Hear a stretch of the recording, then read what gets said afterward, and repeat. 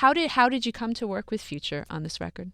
Well, Mary Magdalene was coming to a close, and Holy Train was the last song that I'd written, and it was so like female energy focused, and it was so beautiful that I just thought that I really needed a male voice on the project. And I was thinking, you know, who could like really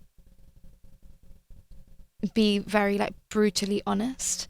And Future's always really interested me because like he does bangers and he's got like some amazing like bops and stuff, but every now and again he'll just come out with this really emo song where he says some really dark real stuff, and it's so sensitive and vulnerable, and I'm always like, where did that come from? Like who is this guy? Do you know what I mean? On one side it's like, you know, this kind of like rapper persona, and everything is very like shiny and in a case, but then every now and again like I just feel like he'll crack his chest open and you're like, wow, like he seems very vulnerable sometimes.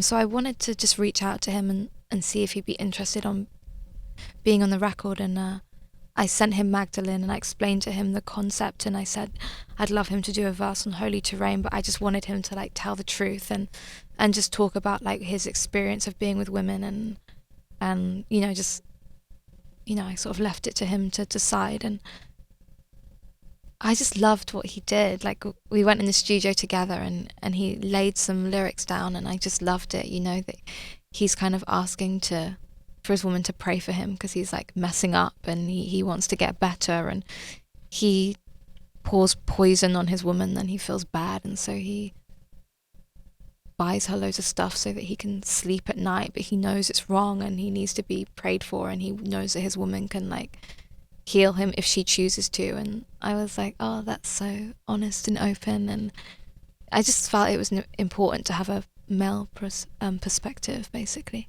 But not a boastful one. No, it's not boastful, exactly. That's what's so amazing. But it's still like a vibe. It's like not boastful, but it's a vibe. You know? It was absolutely a vibe when it was performed last night. Have you performed that live with him? No, not yet. Like we're both all over the place, but hopefully. It has to happen. Yeah. It absolutely has to happen.